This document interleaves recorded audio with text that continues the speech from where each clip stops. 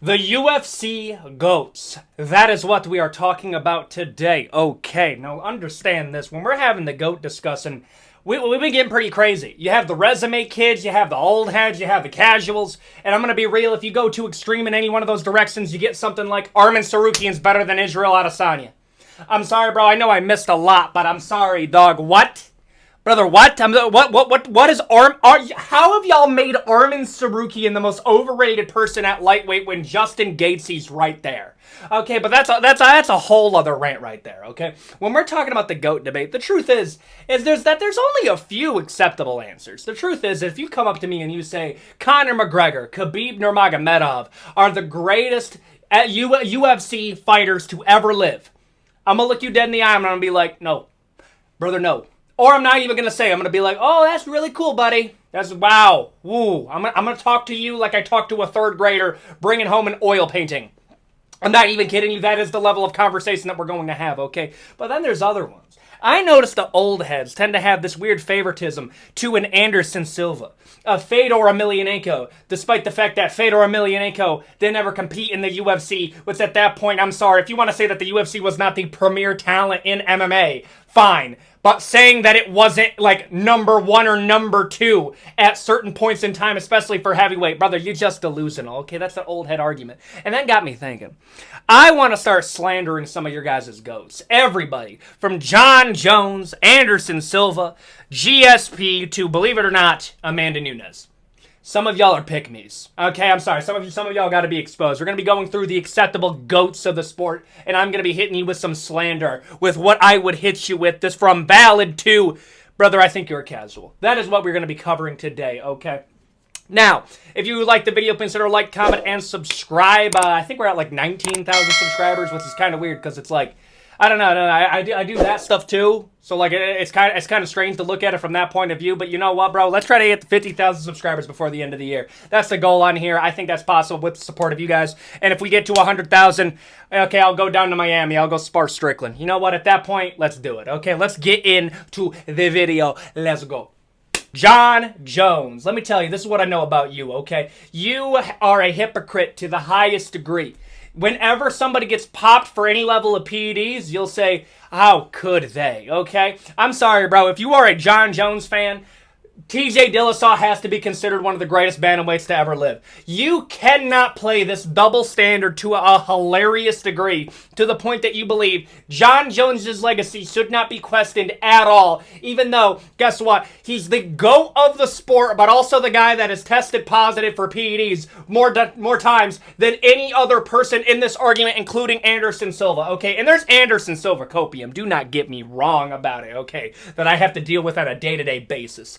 However, Jon Jones copium is so wildly one-sided because it'll be something like, well, Jon Jones versus Tom Aspinall shouldn't happen because Tom hasn't done enough. I can't believe that's still a talking point.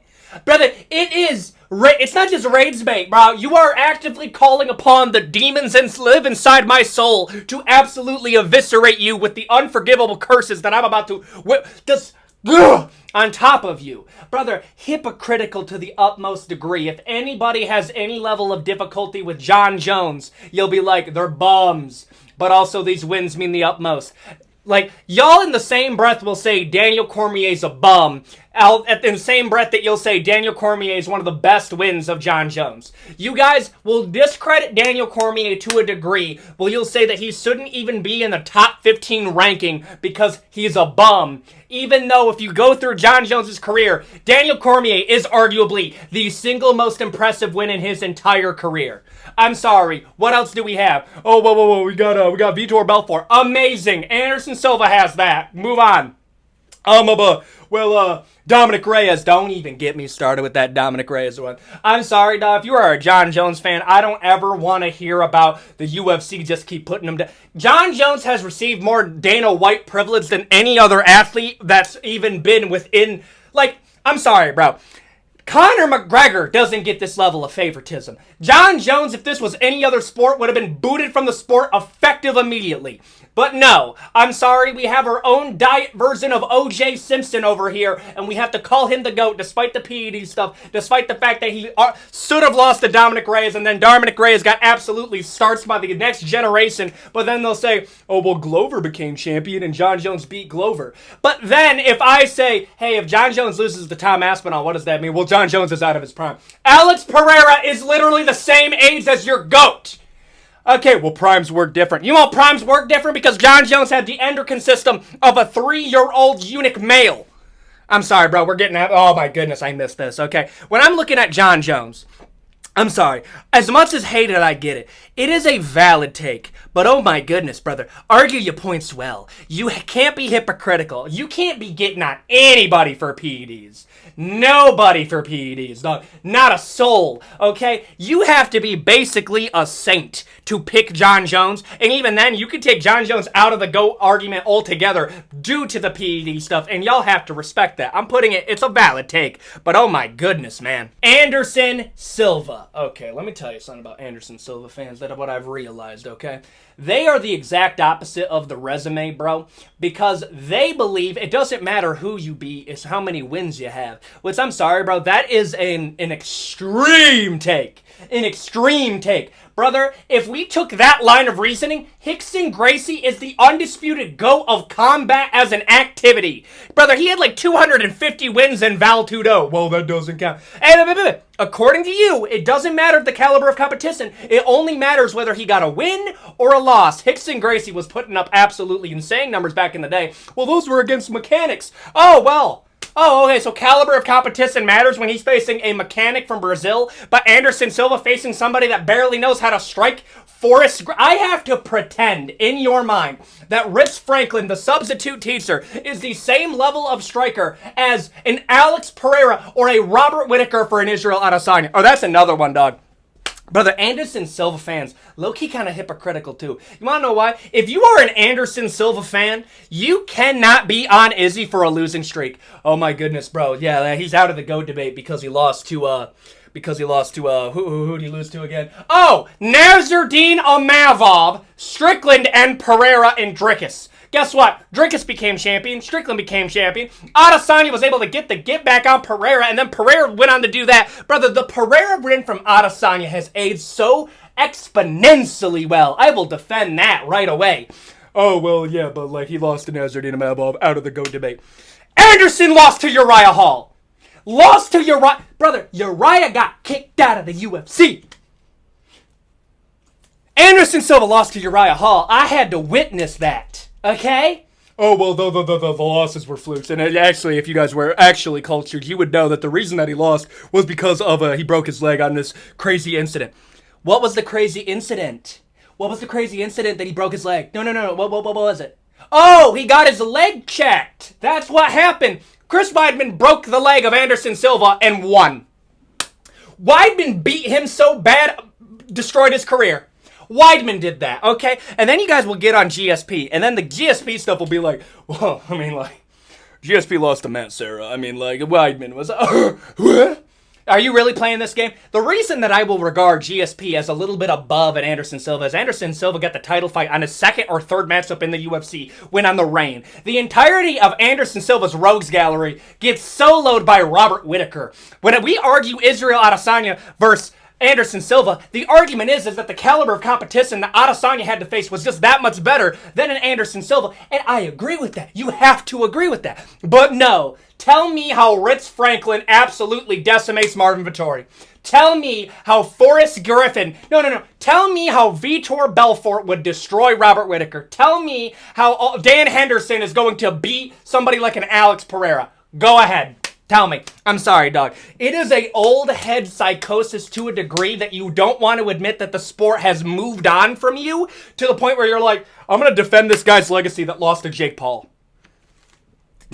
Old head. Oh my gosh, bro. I got to put him there. GSP. Brother, that isn't me, okay? I am a GSP fan. Part of the reason that I do hold that account is he has a win over Matt Hughes. Matt Hughes was regarded as the greatest welterweight to ever live up to that point. It took welterweight to progress 2 generations forward for us to finally start putting Matt Hughes down lower and lower on the welterweight ranking. It wasn't until arguably the going into the Kamaru Usman age that we were putting Matt Hughes down pretty low, okay? And even then, hot take, I could put Matt Hughes above Tyron Woodley. That's a hot take of mine. I could put a Matt Hughes above a Tyron Woodley, dude. I'm sorry, Matt Hughes' prime run was absolutely insane.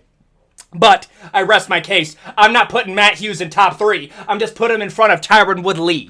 Okay, that's how I'm going to view it. When I'm looking at a GSP's reign, beating the old guard of welterweight, reigning over his generation, reigning over the generation that came after that, goes into retirement, comes back, gets the win over a middleweight, Michael Bisping. And here's the thing. This is where some dishonesty in the GSP fan base is. Michael Bisping is probably the worst middleweight champion we've ever seen. I'm just going to keep it real with you, dog. Michael Bisping, in terms of how we're going to regard him as champion, was literally the Bilal Muhammad of middleweight. I'm sorry, that has to be said. Michael Bisping was the Bilal Muhammad of the middleweight. I'm sorry, he just was. He had, fluke win. I'm not even going to say that. Luke Rockhold just had a bad chin. Michael Bisping came in. I was happy for him. Good on him. Brother, I remember being a kid watching that, being like, beat his ass! Don't swear. That was basically what happened. Okay, when I'm looking at a GSP, brother, that is it's a fair take. Valid as well. But I'm going to put it in fair take just to fill these out a little bit more. Alexander Volkanovski. Okay, let me tell you something right now. So y'all must have forgot. Y'all must have forgot, bro. Volkanovski beat Jose Aldo, beat Max Holloway. You guys still regard Max Holloway as one of the greatest featherweights of all time. I remember the slander for Volkanovski was so heavy that some people were arguing that we should just count Max Holloway's win over Volkanovski, which is absolutely insane. And then Volkanovski beat him again and again. Well, what about the second one? Fine, 2 times 1. What happened to Max Holloway? Lost twice. Done. Get out of here, bro. Okay, however, now this is where the Volkanovski delusion comes into play here. Not much. Volkanovski fans are actually very chill, if I'm just going to keep it real with you. You guys are like the chill homies of like the GOAT argument. I think you guys are rushing it a bit too early if you're putting Volkanovski number 1, and there's not a lot of you that are doing it. You guys are Aussie. When I'm putting Volkanovski anywhere, I'm putting Volkanovski in that firm top 5 argument. You can say a Volkanovski, if we're being for real here, he gets a win over a Movsar Evloev, gets a win over a Gene Silva, and if you want to be real delusional, Lerone Murphy beats an Aaron Pico. Lerone Murphy, Gene Silva, Movsar Evloev. Bro, he'll be valid. That's a valid one. I'm going to put Volkanovski in a fair take. Fair take, Volkanovski. Fedor Emelianenko. Shut your old ass up. Get out of here. Oh, well, you weren't around to watch it. Be quiet. Shut up. Tell me why Fedor Emelianenko, the guy that never competed inside the UFC, and he was competing for backwater agencies that were literally incentivized to get him wins. And they literally priced Fedor Emelianenko out of coming to the UFC because they were worried that he was going to lose to people in the UFC like a Brock Lesnar and a Cain Velasquez. And I think Cardio Cain Velasquez absolutely puts the mollywop on somebody like a Fedor Emelianenko. And then every time we get a loss from him, you're like, oh, well, get out of here. Get out of here. Fedor Emelianenko was protected by his management. I'm sorry, bro. Fedor Emelianenko's legacy should be viewed as a talented mixed martial artist at heavyweight. Talented heavyweight. I rest my case, okay? I'm sorry. I'm going to keep it real here. You can't be the GOAT of MMA and be a heavyweight. I'm going to be real. Jon Jones is a light heavyweight. That doesn't count. When I'm looking at a Fedor Emelianenko, the truth is here, dude, I'm sorry, I'm not gonna play this old head argument where I have to play make-believe and say, oh yeah, bro, Affliction had just as good talent. No, they didn't. Get out of here. I'm sorry, get the old head logic out of here. Get out of here. I gotta put him right there. Khabib Nurmagomedov. Absolutely not. Somebody with 3 title defenses cannot be considered the GOAT. Well, the dominance. Brother, he had favorable matchups. What are you talking about? What are you talking about, bro? This is what I mean. When people say, well, Anderson Silva's GOAT argument would have been phrased differently if he never lost. No shit. It would be more annoying, actually, because then we wouldn't have done anything with Chris Weidman's. But you guys don't want to bring that up. When we're looking at Khabib Nurmagomedov, brother, I'm going to be real here. I think Khabib Nurmagomedov would have had trouble with a Volkanovski. Volkanovski full camp, and we're going to talk about Makhachev in a second. I can't count the second Volkanovski matchup. I just can't. I really can't. When I'm looking at a Khabib Nurmagomedov, I think he would have had problems with Charles Oliveira. I think he would have had problems with somebody like a Volkanovski coming up. I think he wouldn't have even problems with Ilia Topuria. Brother, I'm sorry. Tell me how people from Makhachev's team are like, bro, yeah, Khabib Nurmagomedov absolutely raw. Khabib Nurmagomedov absolutely destroys me every time before, during, and after practice. Yeah, bro, I don't care.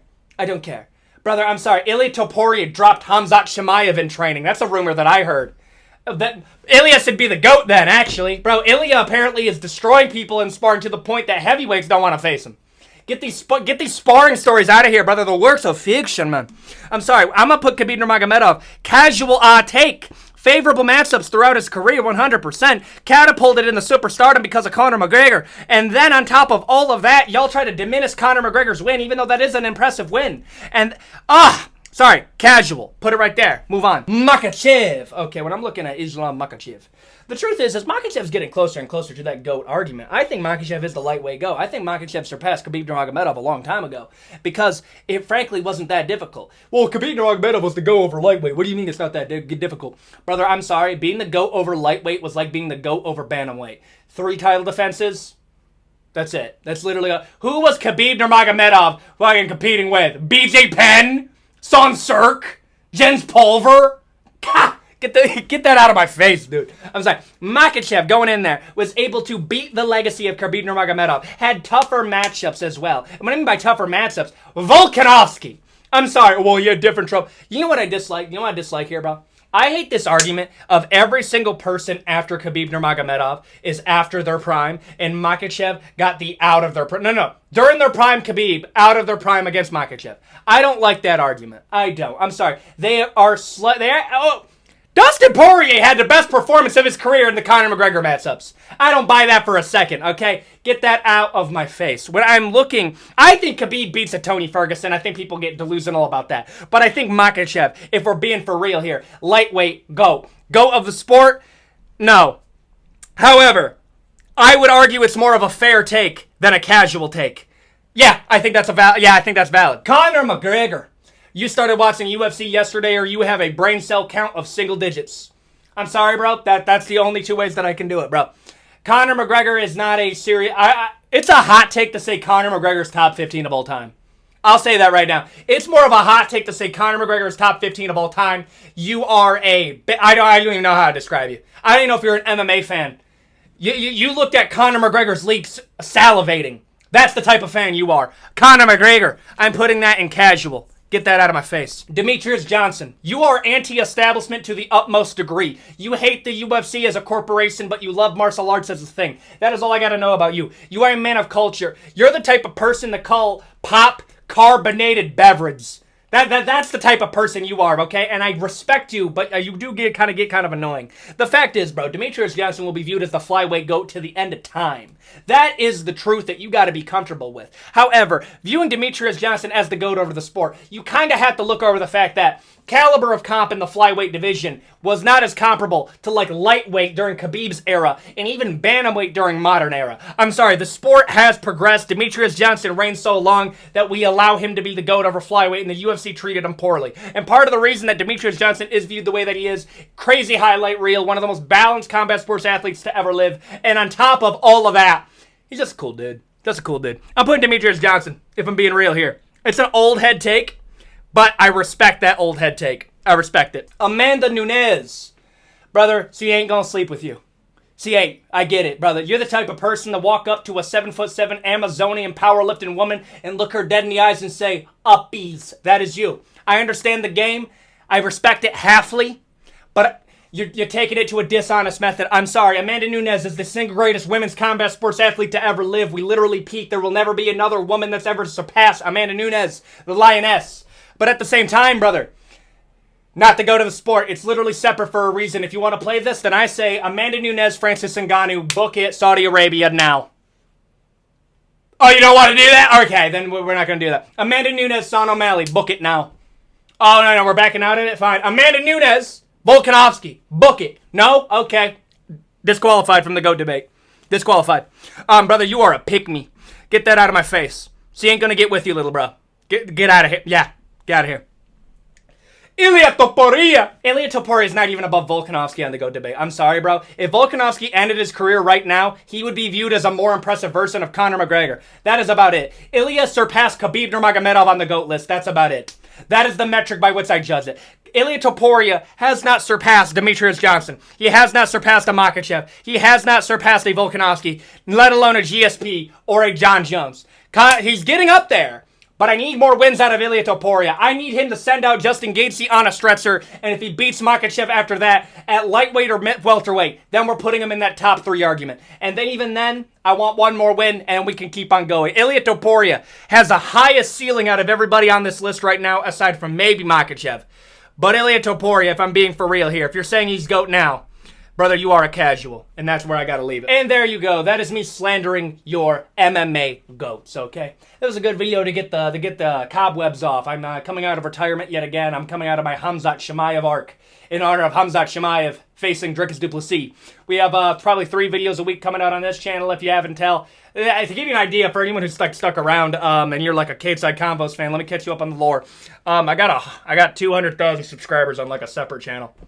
Yeah, bro, it's absolutely wild. I like took a little side quest route, and then I ended up where I was trying to be over here. It was kind of insane, bro. I have like a fan club. It's actually downright insane, dog. I don't even know how to explain it. But combat sports is my first love, and I want to talk about it that much more. But now this is more of like a, I get to talk about whatever I want type of thing, and it's not, yeah, I love this. I love this. Subscribe to the channel. Let's try to get to 100,000 subscribers before the release of GTA 6, before UFC 3. I don't even know. Bro. I like 350. Let's do 350. Before UFC 350, let's try to get to 100,000 subscribers. We'll box Strickland. Let's do it. We'll get Death Sentence on here to do an interview. That would actually be kind of dope. Okay, I will see you all in the next video. Adios, brother. Cage-Side out.